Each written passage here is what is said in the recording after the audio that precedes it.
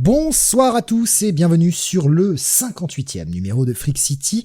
Nous sommes aujourd'hui le mercredi 11 août 2021 et avec moi ce soir, comme toujours pour vous parler de films d'horreur, la papesse du sang, l'impératrice de la forêt consanguine, Laure. Bonsoir à tous, je sais pas comment je dois le prendre, hein. Personnellement je n'ai ni frère et sœur donc... Mais tu règnes sur toutes les forêts consanguines du monde. Ah d'accord, je chapeaute l'histoire quoi. C'est ça. Je fais le management. C'est ça, exactement. Je sais que j'avais trouvé un truc plus sympa la semaine dernière, mais je me rappelle plus. Mais tu sais que quand j'ai vu le film, je me dis putain, cet enfoiré, il va me faire genre l'impératrice du bouton dégueulasse ou de la pustule, tu vois. Non. J'ai vu la gueule du truc, je dis ah putain, je vais y avoir droit quoi. Genre ça va être pour moi, ça va être pour ma pomme, c'est sûr.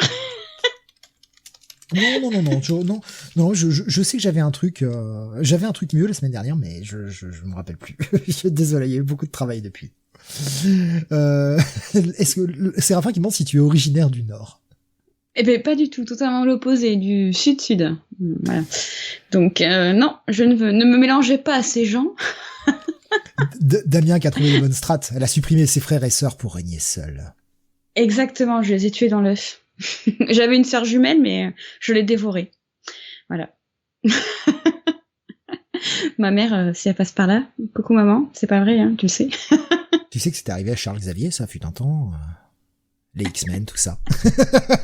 Voilà, Damien qui dit comme la sœur du professeur Xavier. Mais voilà. On en revient toujours aux X-Men, hein. À quand les X-Men City? Bastien qui dit pourtant tu as l'accent du Nord. Ah oui, bah oui, tout à fait. Oui, c'est... Vous pouvez tous en attester, hein, bien évidemment.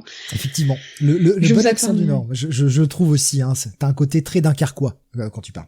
Oui. Et puis après 3 bières, je me transforme en belge, hein. Donc t'as pas à tout moment on me perd. T'as pas assez bu la dernière fois. Merde. Et pourtant. La prochaine fois. Parce qu'on n'a pas bu de bière à la GPC, on a bu beaucoup de spritz, c'est pour ça. Ah bah putain, la fois j'avais un accent italien. Qu'est-ce que j'ai torché comme bière, putain, la vache. Ah bah nous on a bu tellement de spritz. Purée, j'ai cru que si on faisait une prise de sang à la fin de la GPC, ils allaient ressortir du spritz quoi. Ah, moi j'étais, je pense qu'il fallait que je compte en litres plutôt qu'en nombre de verres. Le nord de la Haute-Garonne, nous disait Bastien. C'est ça. C'est déjà trop au nord pour moi. Dit celle qui habite à Bordeaux maintenant. Ouais, je suis chez les païens maintenant. C'est n'importe quoi. Pas de... Ah là là, ils sont pas pareils. Ils sont pas comme nous, c'est ça. Ah bah non. C'est ce que tu te dis. Damien qui dit Lyon, c'est le nord pour nous. Bastien qui dit moi je trouve qu'on est resté raisonnable. Oui. Oh, je rentre en voiture quand même le soir, donc c'était pas très sérieux quand même. Ouais, si, ça allait quand même, on n'a pas... Ouais. Enfin, perso, moi, j'ai été responsable, heureusement que j'étais là, parce que c'est vrai qu'il y en a certains, on citera pas de nom, mais c'était quand même cocasse, hein. Non, mais ça allait, c'était juste que, enfin, honnêtement, si je soufflais dans le ballon, j'étais marron, quoi. Ah ouais, je veux pas balancer, mais alors Stéphane, il s'est lâché, hein. Méconnaissable. Méconnaissable, Stéphane, hein. Franchement, on croit connaître un homme, et puis... on le voit à une GPC et c'est totalement l'inverse. Hein. Déjà, on découvre son jumeau. Oui, oh là là, mon Dieu, quel scandale. J'ai cru ne pas survivre à ces 2 soirées, vraiment. Ah, je vois que les menaces de mort commencent sur le chat. Je crois qu'on était tous cuits. Toi, tu vas finir dans le fleuve, nous dit-il. Effectivement. Tu es échappé, mais la prochaine fois. Non. La prochaine fois, s'il y a gîte et piscine, bon. Ouais, mais je sais, hein. Je sais comment ça va finir. On t'enlèvera les appareils électroniques, quand même, on n'est pas des monstres. On n'est pas des animaux. Mais par contre, après, voilà. Attention, parce que j'ai fait du Krav Maga fut un temps. Donc, Oui, mais... Seul contre 10. Bon, 9,5 en me comptant, mais... Voilà. Oh mon Dieu. Ah là là. Oui. Cette émission qui est très très mal partie. En fait, ça va finir en FAQ, alors que c'était pas du tout ça l'émission. On dit tout de suite, on ne s'est pas vu la semaine dernière, on n'a pas eu le temps de s'appeler parce que toi comme moi, en termes d'horaire, on est un peu en décalage. Donc forcément, on rattrape le temps perdu. Oui. Oui, c'est vrai, on s'est pas depuis la semaine dernière. Hein. J'ai pas vu la semaine passée là. Vraiment rock'n'roll. On a changé de semaine. On n'est plus au mois de juin. On n'est plus au mois de juin. Ah bon?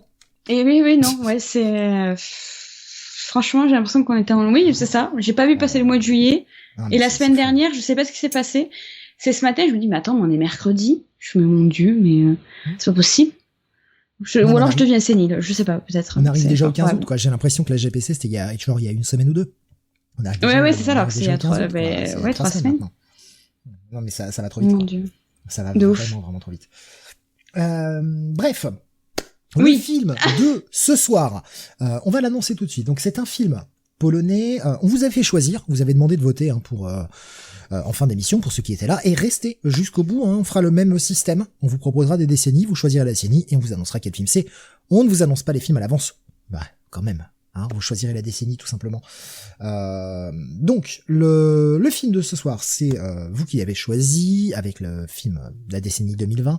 Il s'agit de Nobody Sleeps in the Woods Tonight, un film polonais.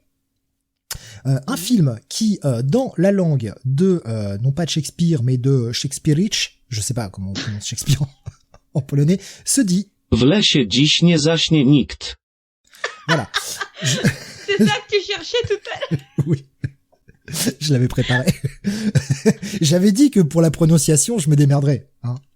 Alors, pour ceux qui se demandent ce que ça veut dire, moi personnellement, LV16 polonais, je peux vous dire que ça veut dire Nobody Sleeps in the Woods Tonight. Voilà.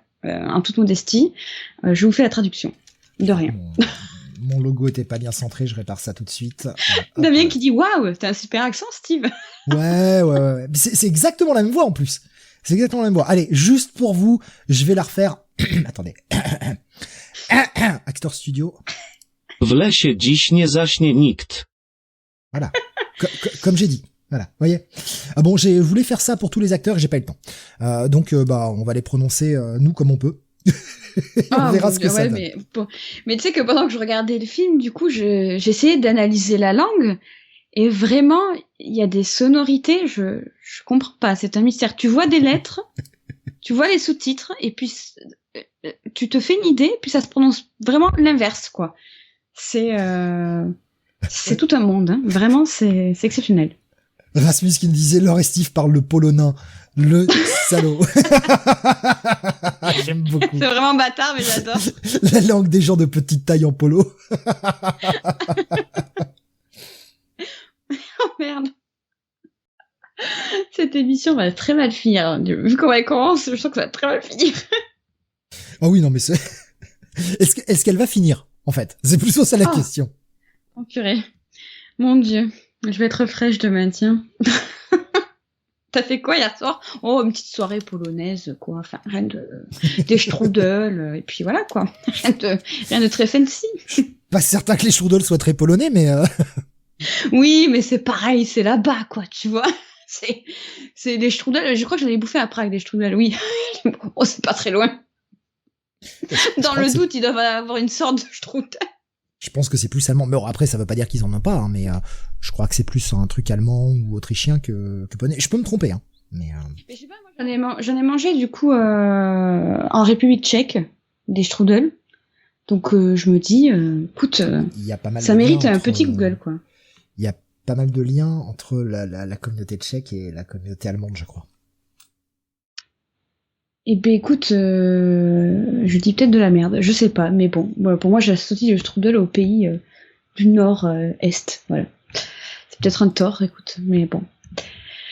C'est parce que c'est voisins, ça nous dit Damien. Oui, c'est voisins, voilà, c'est à côté, ils doivent bien partager un petit strudel, ou une sorte de pâtisserie, peut-être que ça s'appelle pas strudel aussi, bon. On va pas épiloguer sur les strudels aux pommes, parce que sinon on n'en finit plus. Et le strudel aux poires, hein, parce que c'est quoi cette... Non, la poire, c'est très bien aussi. Mais c'est quelle discrimination, quel manque de délicatesse, franchement. C'est aberrant. C'est aberrant. Revenons donc sur ce film. Un film qui est disponible sur Netflix. Oui.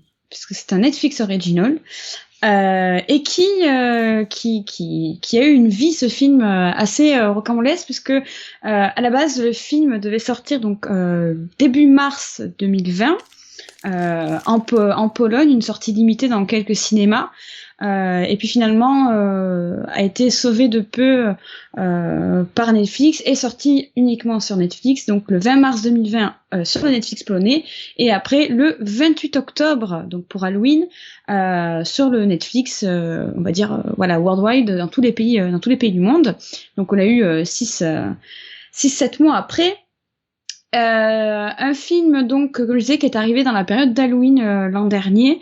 Il y avait toute une vague de Netflix original, notamment de films étrangers Netflix original d'horreur. On avait notamment un film d'horreur oriental. On avait Cadaver, il y avait les vampires du Bronx, Nobody Sleeps in the Woods Tonight. Enfin, il y avait toute une brochette comme ça, bien sympathique, de petits films et qui, je pense, va revenir cette année ou les prochaines années, puisque c'est des films qui ont quand même plutôt marché, et ils avaient fait une bonne com sur ces sorties spéciales originales d'horreur pour Halloween. Donc voilà. Mais c'est un film qui n'a pas les défauts, je trouve, d'un film, ou en tout cas d'une série, d'un produit, je vais le classer comme ça, d'un produit Netflix habituel. En tout cas, les produits originaux Netflix que j'ai pu voir, qui ont tous ce gros défaut d'avoir une esthétique très similaire, d'avoir une façon de tourner, une certaine lenteur assez proche. Il y a pas ça, je trouve, dans celui-ci, et ça m'a surpris de voir que c'était un Netflix original du coup. Même si j'ai quand même l'impression que le film aurait été fait sans Netflix au final. Ouais, mais il y a pas mal de films d'horreur là qui commencent à ne pas avoir la patte Netflix original. Par exemple, le premier Babysitter dont on avait parlé, le film oriental que je n'arrive pas à remettre le nom, que j'ai regardé l'an dernier à la sortie Netflix, je vais retrouver ça, qui aussi avait sa patte vraiment à part et qui n'avait pas les défauts, comme tu disais, du film Netflix. Ça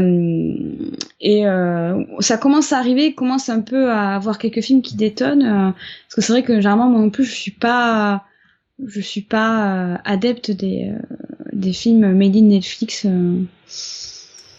Damien nous dit c'est peut-être un rachat, il colle l'étiquette Netflix Originals quand même dans ce cas-là. Ouais, c'est le cas d'un rachat, mais je sais qu'ils ont quand même participé à un bout de prod, ils ont sûrement donné une petite partie sur le budget. En même temps, ils vont pas racheter le truc sans filer de la thune, quoi. Oui. Ce qui est logique. Alors le film, justement, il est réalisé par Bartosz Kowalski. Voilà. J'avais essayé d'apprendre à le prononcer, mais c'était la semaine dernière et j'ai fait pas mal de trucs depuis. Donc Bartosz, je crois, quelque chose comme ça. Je viens de retrouver le nom, ça y est, petit aparté, du film d'horreur qui était sorti dans la même vague l'an dernier, qui était vraiment sympa, c'était His House, voilà. Ça y est, je viens de le retrouver. Ça va, un nom simple.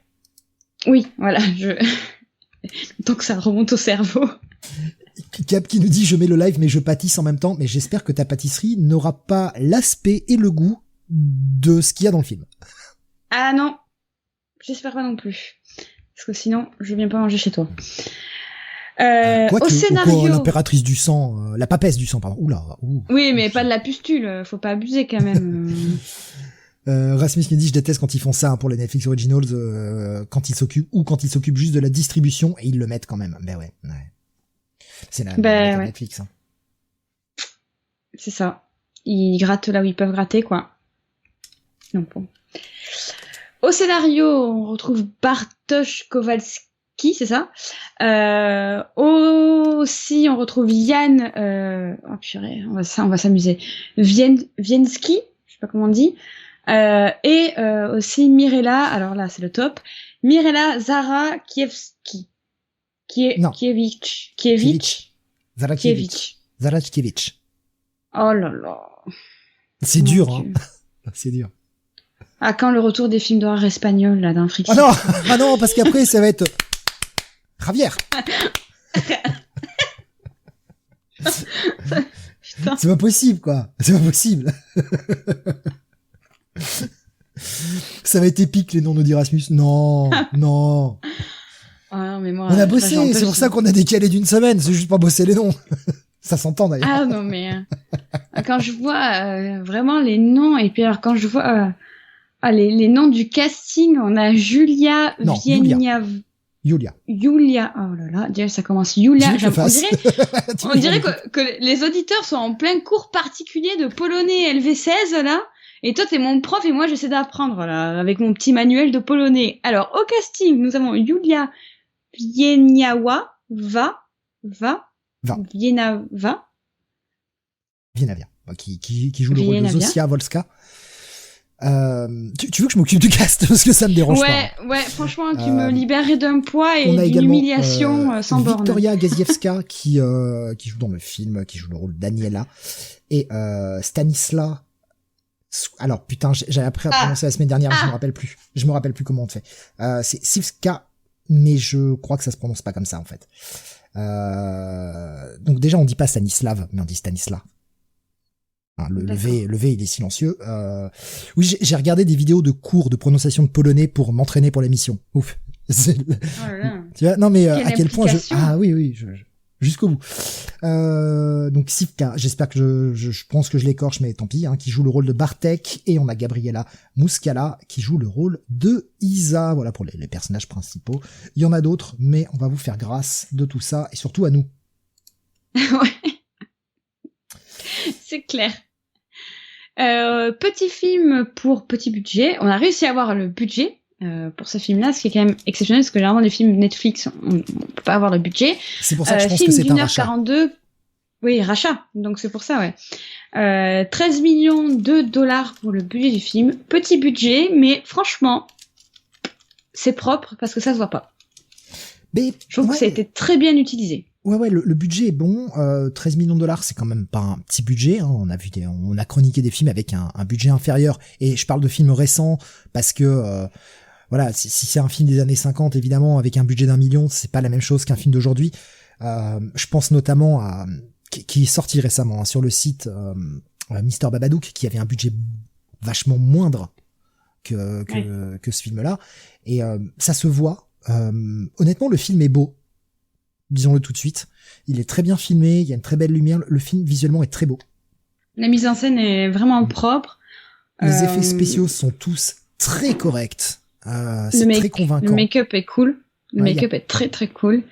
Il y a pas de scène où tu vois des effets spéciaux en mode c'est un peu cringe, tu fermes un peu les yeux en disant ça passe, mais non, là franchement le film est bien tenu. Il a bien utilisé son budget. En plus, je pense que filmer là-bas, ça coûte moins cher aussi. Les acteurs coûtent moins cher aussi. À mon avis, dans les 13 millions, alors, j'ai pas réussi à trouver l'info si les 13 millions contenaient le budget com à l'intérieur ou pas. Non, je pense pas. Mais ouais, en tout cas, c'est très correct. Hein. C'est très correct. Mais ouais, non, je pense qu'aussi ça vient du fait qu'il a vraiment bien utilisé son décor, donc la forêt. Ça se voit qu'il a été très malin en fait. Comment le film est mis en scène, etc. La réalisation est très très maligne pour le peu de moyens, les peu de moyens, voilà. Il n'y a pas de chute à cette phrase. C'est à peine moins que le budget de Kaamelott, nous dit Damien, si on peut faire des comparaisons foireuses. Beau masque qui nous disait Army of the Dead, par exemple. Ouais, effectivement. Oui, c'est vrai. Dernière info pour ce film en termes de suite, potentiellement. On a peut-être une confirmation de suite, mais ça, on le tease juste parce qu'on en parlera à la fin, parce que je suis déjà ouverte au débat sur cette scène de fin. Oui, on va en parler évidemment comme toujours. On va dérouler tout le film. Des spoilers sont à prévoir pour ceux qui ne les ont pas vus. Évidemment, on va faire le film par le menu. Alors, comme on fait de temps en temps, et je propose qu'on le fasse là encore une fois avant de passer au film, donner notre sentiment général, sans forcément trop détailler et donner notre avis définitif. Mais ça va expliquer aussi la façon dont on va aller sur le résumé. Perso, c'est un film que j'ai bien aimé. Je le dis tout de suite. J'ai passé un très bon moment. Moi, tu vois, je te disais la semaine dernière que j'avais passé un bon moment quand je l'ai vu, et puis une semaine est passée, et au final, je me rends compte que j'ai détesté le film. Vraiment. Genre, Ah ouais? à jeter, quoi. Ah ouais, non. Ah bon. Tu vois, je pense que ma note, elle va passer à ça, quoi. Tu peux le voir sur le conducteur. Merde, non, ça marche pas. Si, voilà. D'accord. Bah écoute, je suis assez surpris. Mais quelle crédulité, mais pas du tout. Ah mais Je pensais que non mais ça aurait pu être le cas. Non mais ça aurait pu être vraiment le cas parce qu'on on en a pas parlé entre nous. Hein. C'est comme je le disais, on s'est pas parlé depuis une semaine, mais ça aurait pu être le cas. Tu sais, des fois quand on mature un film, bah de temps en temps on change de tout au tout au niveau de la vie, et ça aurait pu être le cas. Mais ouais. Non, non, non, je te fais marcher. Je suis trop contente. Ça fait 2 fois d'affilée que mes blagues de merde marchent sur toi. Je suis ravie. Heureusement qu'on est à l'audio, tu vois pas quel doigt est levé. Mais tu peux imaginer. C'est comme... D'ailleurs, pour informer les auditeurs, je sais pas si vous vous rappelez ma blague de merde sur le fait que je n'avais pas vu Retour vers le futur et que Steve s'était révolté en plein live. Il faut savoir que cette blague est ressortie à la GPC parce vraiment tous pensaient que je n'avais pas vu Retour vers le futur. C'est quand même formidable. C'est-à-dire que ma blague a traversé l'été, quoi. L'auriculaire, j'ai l'auriculaire de lever, nous dit Damien, car Steve boit sa tasse de thé. Oui, voilà, c'est ça. C'est du thé un peu sombre, un peu noir, du coup. Mais non, j'ai bien aimé j'ai passé un bon moment. C'était un bon petit film. Cap, c'est vraiment que je t'aime bien, que je te pardonne ça. Nous dit c'est mauvais, Retour le futur, t'aurais mieux fait de pas le voir. C'est vraiment que je t'aime, Cap. Hein. Je pardonne. Rasmus qui demande si tu as vu Terminator et Predator. Non, je regarde pas ce genre de film. Ça ne m'intéresse pas. Un jour, on refera des versus. Et un jour, c'est un versus qu'on avait prévu. Alors, il n'y a pas de date annoncée et je sais pas quand ce sera. Mais un jour, on fera Predator 1 versus Predator 2. Les films sont tellement différents l'un de l'autre qu'on peut en faire un versus. De ouf. Le 2, vraiment rien à voir avec la choucroute, ouais. Quoi. Mais j'aime bien le 2. Mais on en ouais, moi aussi. On en reparlera, parce que sinon, on va partir sur 4 heures d'émission pour un film polonais d'1h42. Ouais, mais ça va aller quand même assez vite, parce que, mine de rien, le film est assez rythmé. Ouais. Il y a une quarantaine de captures d'écran, hein, pour le film, mais ça va aller assez vite, parce que il y a pas mal de scènes qui... j'ai envie de dire qu'ils prennent du temps sans forcément étirer en longueur. Je sais pas comment mieux détailler ce que je veux dire. Je sais pas si tu aurais une autre formulation, peut-être, Laure, pour m'aider. C'est-à-dire qu'elles apportent beaucoup d'éléments, beaucoup d'indications, mais elles font pas non plus 20 minutes. En fait, je pense que ce que tu essaies de dire, c'est qu'on est tellement habitué à bouffer des films qui nous présentent des scènes de 20 minutes pour nous donner une information, que du coup, quand une scène normale, d'une durée normale, nous explique des choses normales à un rythme normal, eh bien on est perturbé. Donc je vois ce que tu essaies de dire, mais j'aurais pas d'autre formulation meilleure que ça. Beaumasque qui nous disait comme Alien et Aliens, j'insiste sur le S, hein, pour que vous compreniez qu'on parle du 2, et c'est une bonne idée, hein, pour le Predator et Predator 2, c'est une bonne idée de changer radicalement la formule. Ouais. Quand on n'a pas la possibilité de faire une suite relativement logique, que le film de départ n'apporte pas forcément une suite, c'est très bien d'essayer de changer de style et de renouveler complètement le genre. Après tout. Ouais. Ouais, carrément. Carrément. Qu'est-ce que je vais en passer? Un film sans Smells Like Teen Spirit en opening, c'est nul déjà, nous dit Nico Chris. Alors, ce Nobody Sleeps in the Woods Tonight démarre par une cabane abandonnée au fond des bois. Voilà, déjà ça commence. Tu te dis bon, allez, le film va mal se passer. On a cette cabane au fond des bois. On a cette scène d'intro déjà on rentre dans le code du slasher direct, hein, puisqu'on a ce prologue 30 ans auparavant, il me semble. Ouais, c'est ça, ouais. Voilà, donc on a ce prologue 30 ans auparavant de cette espèce un postier, je pense, un monsieur qui est postier, qui est là pour amener du courrier, et on va découvrir donc cette cabane glauque avec potentiellement une famille glauque, et ce postier qui entend des bruits extrêmement étranges, et ce qui lui paraît être en fait des cris d'appel à l'aide. et il va vouloir mettre le nez dans ce qui n'est pas ses affaires, en pensant bien faire, en pensant aider quelqu'un potentiellement en fait de kidnapper, de séquestrer, de peut-être torturer. Je ne sais pas ce qui lui passe par la tête à ce monsieur. En tout cas, il n'a pas eu la bonne réflexion puisque il va vouloir aider cette personne qui hurle. Et en aidant cette personne, il va en fait, il y a une espèce de vous savez, comme les sous-sols semi-enterrés, il y a toujours une petite fenêtre, une petite trappe qui est là recouverte de bois et il va arracher tout ça pour aider la personne. Il va regarder, il y aura rien. Et bien évidemment, c'est quand il va se relever que code typique du slasher, il va se faire attraper par les chevilles, tomber et tirer en arrière dans la cave, quoi. Donc c'est dit malheureusement il a choisi minablement puisque c'était pas une personne qui avait besoin d'aide, mais c'est une personne qui avait apparemment très faim par contre. Toujours bien de se faire tirer en arrière. Oh pardon, je pensais avoir coupé mon micro quand je disais ça. Oups. Oh là là. C'était pas du tout fait exprès. Crédit. Acteur studio, je te l'ai dit. Oui, de ouf. Mais oui, mais écoute, que veux-tu, moi, c'est comme ça. J'aime la Pologne, j'aime les films polonais et j'apprécie surtout. W lesie dziś nie zaśnie nikt.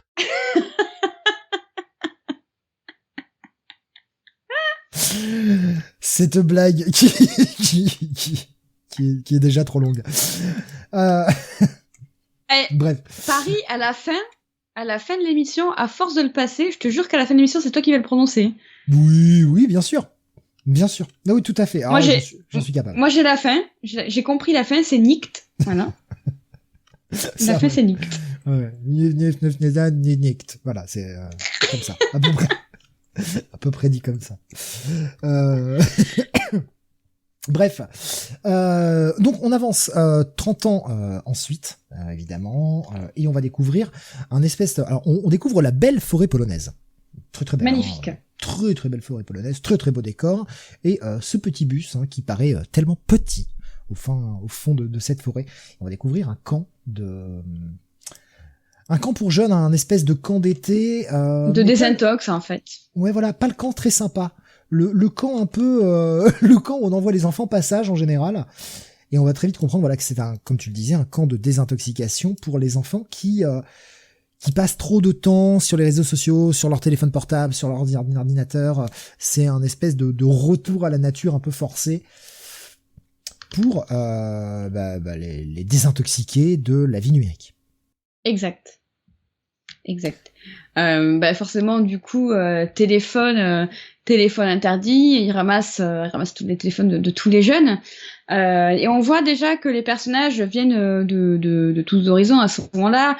On a un peu, pareil, les clichés du slasher, les personas typiques. Il y a la bimbo blonde, ultra accro à son image, le sportif beau gosse, le rigolo, le geek et la nana un peu dark, mystérieuse, quoi.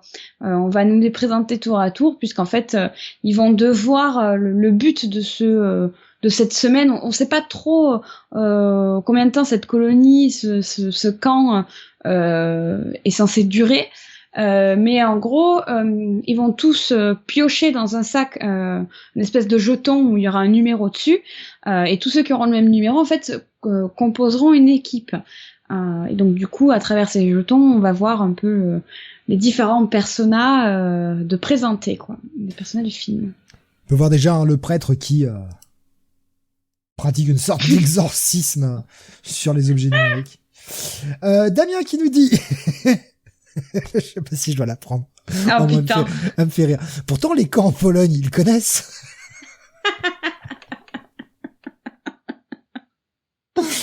On est des monstres, on rigole à ça, mais écoutez. Ah, mais c'est tellement facile. Mon Dieu. Un jour, on va se faire strike, on va se faire insulter avec notre humour de merde. Oh, vraiment. Hein. Un moment. Est-ce qu'il vaut mieux en rire ou est-ce qu'il vaut mieux en chialer? Oh, franchement, vaut mieux en rire. Hein. Voilà. Mais bon. Donc effectivement, comme tu le disais, on découvre nos cinq membres de cette équipe avec leur accompagnatrice.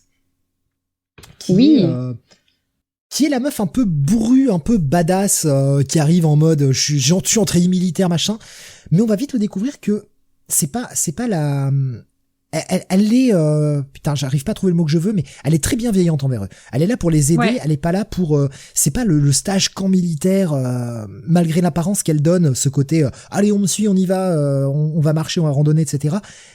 Elle est quand même là vraiment pour les aider et tu sens tout de suite que c'est une bonne personne en fait. Ouais, de ouf. Mais ça va faire ça un peu pour tous les personnages. C'est-à-dire que comme je disais, tous les personnages vont être tous les personnages codifiés dans le slasher vont être là. Mais les codes du slasher donc sont installés, mais vont être très vite en fait déstructurés ou décodifiés par eux-mêmes au fil de l'eau, au fil du film. Par exemple, comme tu disais, la chef d'équipe, donc l'adulte qui est censé les guider, qui arrive tenue militaire, tu te dis ok, elle va être ultra stricte, etc. Au premier abord, elle est comme ça, et puis après, comme tu disais, elle est bienveillante, et ça va être comme ça pour tous les personnages. Ils vont tous en fait briser les attentes clichés en fait qu'on se faisait d'eux, et c'est ça, et ça j'ai trouvé ça super dans ce film, vraiment, parce qu'on est entre je réutilise les codes, mais en même temps j'en fais autre chose, et ça vraiment j'ai trouvé ça vraiment super. C'est plus elle qui ressemble à Sarah Connor quand tu la vois débarquer, nous dit Erasmus. Ouais, mais c'est tellement la Sarah Connor de T2 quoi. Ouais, de ouf. Alors ça se passe pas forcément bien entre tous les gens de l'équipe, puisque on se vanne sur sa masculinité. Ouais, t'aimes bien prendre des selfies, ouais, tu te rases les jambes, tu fais du vélo, ouais, c'est ça, ouais. Donc forcément ça dégénère et les mecs vont en venir aux mains. Il y en a un qui va faire une chute, qui va se blesser très vite à la jambe. Et là pareil, petite chose assez surprenante que j'ai bien aimé, ça fait totalement changer l'esprit d'équipe. C'est-à-dire qu'après ce dérapage, ce gros débordement, les mecs vont se réconcilier très vite et faire ok, on passe à autre chose, je suis désolé, c'est ma faute, j'ai été un peu loin dans mes propos, machin. C'est désamorcé très vite, alors qu'on pourrait insister là-dessus, et non, en fait, c'est hyper vite désamorcé, et j'ai trouvé ça très bien. Ok, il y a de la microche entre les deux, et puis ça passe à autre chose très vite. C'est ce que je disais il y a quelques instants, en fait, c'est que le beau gosse ultra sportif et tout, et généralement qui est présenté comme vraiment un sombre con dans tous les films d'horreur et surtout dans les slashers, imbu de lui-même, etc. Vraiment le cliché du quarterback du lycée ultra popu, insupportable, qui traite tout le monde comme de la merde parce que soi-disant il est meilleur que tout le monde. Il a ce comportement-là. Donc ça dégénère, comme tu disais, et quand il se rend compte qu'en fait il a vraiment, involontairement fait du mal physiquement à l'autre gars, il va dire il va l'aider à se relever et dire désolé vraiment, je voulais pas, c'était pas intentionnel. Et même l'autre s'excuse de l'avoir insulté aussi. Ouais. Il y a une espèce de pseudo-respect qui s'installe très vite entre les gens, et ça, finalement, cet incident va renforcer les liens du groupe. Ouais, c'est ça. Et du coup, on est vraiment pas, on commence à déconstruire certains codes, et vraiment, j'ai kiffé parce que ça m'a fait tiquer ce moment-là. Je me suis dit, purée, mince, on voit jamais ça, quoi. Ouais. Tu vois jamais le personnage popu dire, désolé, quoi. Généralement, il fait généralement, il se moque, en fait. Il se moque du personnage blessé, quoi. Après, il y aura une explication qui va être donnée dans quelques minutes, et on va y venir, évidemment, mais, ce côté, je me la pète, ce côté grosse baraque, machin, c'est qu'une grosse façade, en fait. Oui, c'est une façade complète. Et qui va être désamorcée, pareil, là aussi, dans quelques minutes. Et c'est ça qui est intéressant, c'est qu'on est sur un schéma d'écriture qui part de clichés habituels pour en faire autre chose. Ouais. C'est pas non plus ultra révolutionnaire, c'est pas la première fois qu'on voit ça. Mais quand c'est bien fait, en même temps, faut insister dessus, quoi. Je suis pas le dernier à dire, ouais, ça c'est nul, c'est comme d'habitude, y a rien de neuf, machin. Là, il y a du neuf. Ou en tout cas, quelque chose de moins courant. Donc, profitons-en. Ouais. Suite à ça, donc, le geek, le plus gros geek de la bande, qui se dit, j'ai oublié son prénom, qui se dit, tiens, j'irais bien faire un petit pipi, parce que j'ai un petit peu envie de faire pipi. Et il va pisser, et alors, comme la semaine dernière, putain, encore un élan éventré. Qu'est-ce qu'ils prennent, les élans, la vache? C'est clair. l'élan éventré, donc bien dégueulasse, make-up plutôt cool, plutôt dégueu. On sent que c'est frais quand même. Quand on voit l'image, on comprend que quelqu'un ou quelque chose rôde. Et pareil, tu parlais du petit geek qui fait cette découverte. Lui, je l'aime bien parce que je trouve qu'il a des réactions naturelles tout en étant un peu exagéré, un peu méta, c'est-à-dire qu'on est quand même sur un film qui a une vibe assez années 80, mais aussi très 90 par le côté méta en fait du film. Et ce petit geek qui m'a plu parce que il avait des réactions assez naturelles mais tout à la fois exagérées. Je trouve que c'était très bien dosé quand il disait ah non mais moi c'est bon, j'ai vu le loup-garou de Londres, je vais pas en forêt. On a vu comment ça s'est terminé. Enfin, vraiment, j'ai beaucoup aimé ce personnage. J'ai trouvé très naturel et très vrai en fait. On n'était pas dans le surcliché du geek, un peu potelé, etc. Alors physiquement, on est dans le cliché en fait de ce personnage-là, mais on est dans la forme, c'est le cliché, mais dans le fond, on n'est pas du tout dans le cliché. Et encore une fois, vraiment, je trouve ça très très bien, quoi. On va voir tout de suite qu'il y a un accent qui est mis sur Zosia, qui est clairement le personnage principal, puisque elle va s'apercevoir que derrière, là, ils sont pas seuls. Il y a une espèce de main qui est là. Elle le voit, elle ne dit rien. Oui. Alors ça, j'ai pas compris, par contre. Bah, elle ne sait pas vraiment si elle rêve ou pas. Elle voit le truc, et quand elle tourne un peu la tête, qu'elle revient, elle le voit plus. Donc on peut se demander si elle imagine des choses. Enfin, je pense que ce qui lui traverse l'esprit, c'est est-ce que j'ai imaginé, est-ce que j'ai bien vu le truc, est-ce que je suis bien sûr, quoi. Bah, c'est-à-dire que, en fait, je comprends pas, j'ai pas compris cette séquence avec le recul, parce que quand on connaît la menace du film, elle peut pas se cacher derrière cet arbre qui fait même pas 30 cm d'épaisseur. Clairement, c'est pas l'arbre qui cache la forêt. Lol. Mais ouais, j'ai osé. J'ai totalement osé. C'était nul à Yesh, mais j'ai osé. Et d'un autre côté, il y a, enfin, on sait que le personnage j'ai mangé son nom. Ouais, voilà. On va dire un traumatisme, mais on n'a jamais introduit, en fait, on n'a jamais révélé qu'elle avait des problèmes d'hallucination ou psychiques ou traumatiques dans le genre. En fait, ça va être la seule expérience, et du coup, je trouve que cette scène, alors certes, elle est vraiment très stylée, et elle installe direct une angoisse, surtout avec le plan de ce cerf éventré, mais avec le recul, elle n'a aucune logique, elle n'a pas sa place, quoi. Ah, je suis pas forcément d'accord. Elle est très renfermée, Zosia. On voit qu'elle parle à personne depuis le départ. D'ailleurs, c'est vrai qu'on n'a pas précisé, mais pendant que la chef de bande fait le petit bandage à celui qui s'est ouvert le genou, elle commence à sortir un couteau de sa poche, un espèce de gros cran d'arrêt. La meuf la regarde, genre ah ouais, t'as ça sur toi, mais elle lui dit rien, et elle ne prononce pas un mot en fait, Zosia, depuis le départ. Donc elle a ce côté très renfermé. Donc ce qu'elle voit, qu'elle n'en parle pas aux autres. Jusqu'à présent, on leur fait pas encore confiance. Tu sens qu'elle est pas encore ouverte à eux. Donc, ça m'étonne pas plus que ça. Surtout par le fait qu'elle voit cette main, qu'elle tourne un peu la tête, elle revient, elle regarde à nouveau l'arbre, et il y a plus rien. Donc, ça me dérange pas. Ouais, mais c'est pas utilisé. Ça fait partie des clichés. Bah, c'est la première à s'apercevoir des choses, et ce sera pas la dernière fois d'ailleurs qu'elle verra des choses comme ça. Hein. On parlera du sang tout à l'heure sur l'arbre. C'est pareil, c'est elle aussi qui le remarque. Oui, ouais, mais là encore, c'est de la réalité. Là, on comprend que c'est de l'irréel, mais c'est la seule. Il y a un côté, j'analyse mon environnement que n'ont pas forcément les autres, qui se concentrent sur l'instant présent, la menace présente, alors que elle a plutôt tendance à analyser son environnement et à regarder au-delà des choses. Et après, on va comprendre aussi pourquoi vis-à-vis de sa situation. Oui, ouais, mais là, ce que je comprends pas, c'est le côté irréel de cette scène, en fait. Vraiment. Vraiment, ça m'échappe totalement, parce que après, il y aura rien. Avant ça, il y a rien eu sur le côté irréel, ou sur des problèmes d'hallucination et tout. Ou d'imagination. Et plus tard, dans le film, à aucun moment, il y a d'autres parts d'irréel dans le film, en fait. C'est vraiment, cette scène, elle m'a perturbée avec le recul. Je me dis, mais qu'est-ce qu'elle fout là, quoi? Qu'est-ce qu'elle fout là? Alors, elle est vraiment très stylée, hein, elle fonctionne, hein. Mais, voilà. Je trouve qu'elle est un peu comme un cheveu sur la soupe, quoi. Ils vont commencer à monter les tentes. Puisque il faut bien à un moment marcher dans la forêt, c'est bien, mais quand il commence à faire nuit, il va peut-être falloir s'arrêter.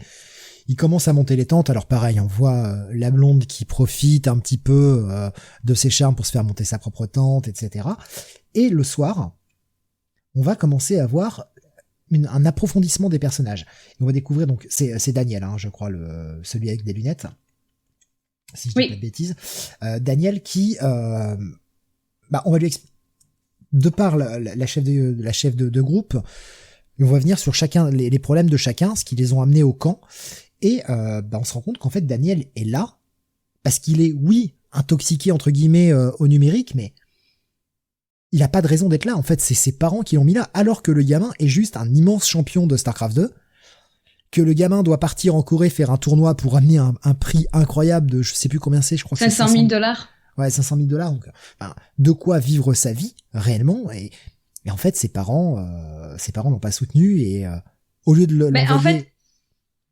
Oui, vas-y. En fait, ce qui est expliqué, c'est qu'il l'a envoyé là. Moi, je suis d'accord avec toi aussi. Je trouve que, par exemple, le voyage en Corée et tout, j'étais mais purée, c'est vraiment abusé de lui priver de ça. Le mec est deuxième joueur de StarCraft mondial, quoi. Mais oui, mais le problème, c'est que le gars, il a 15-16 ans et il s'est déscolarisé, quoi. Ouais, mais ta scolarité, tu peux toujours la reprendre derrière. Ouais, mais ça, quand t'es parent, je pense que tu le vois pas. Enfin, moi, instinctivement, si j'avais des gosses et qui, à 15 ans, il était déscolarisé, alors qu'en plus, il a du potentiel, il est clairement intelligent. Alors, je l'enverrai pas en camp, hein, pas non plus là, mais je ferai en sorte qu'il se déscolarise pas, quoi. Et je pense que ça a été un mouvement de panique des parents, quoi. Tu conditionnes sa participation au tournoi avec des bons résultats ou ce genre de choses-là. Ouais. Il y a toujours moyen, enfin, je veux dire... Mais non, là, les parents qui refusent alors que le gamin a un potentiel avenir dans le milieu, quoi. C'est comme... On est sur du... En fait, tout dépend de la conception des gens. Il y a beaucoup de gens, et surtout de l'ancienne génération, qui se disent ça reste des jeux vidéo, quoi, et qui ne voient pas le côté sportif de haut niveau. Le gamin ferait du football ou ferait un truc comme ça, les parents n'auraient aucun problème avec ça. Mais là, il joue à des jeux vidéo, c'est que des jeux, quoi. Bah oui, mais en fait, le monde a changé, quoi. Oui, non, c'est ça, je pense qu'il y a un côté un peu réac du jeu vidéo, une mauvaise image négative de cet univers-là, totalement. Damien qui nous dit c'est pour montrer le problème générationnel, mais totalement. Et ce film a plein de petits messages comme ça qui sont disséminés tout au long du film, et on va en parler. Alors, la petite réaction de... Alors putain, j'ai plus leur prénom comme j'ai vu le film il y a une semaine. Du coup, ça doit être Yulek ou Bartek, je sais plus. Lequel des deux. Non, pas celui qui a l'écran, mais l'autre. Hein, le petit beau gosse qui fait moi aussi j'ai ma chaîne YouTube, t'as combien d'abonnés? Et le mec il fait 900 000 machin. Ah ouais. Mais pareil. Ouais, j'ai pareil.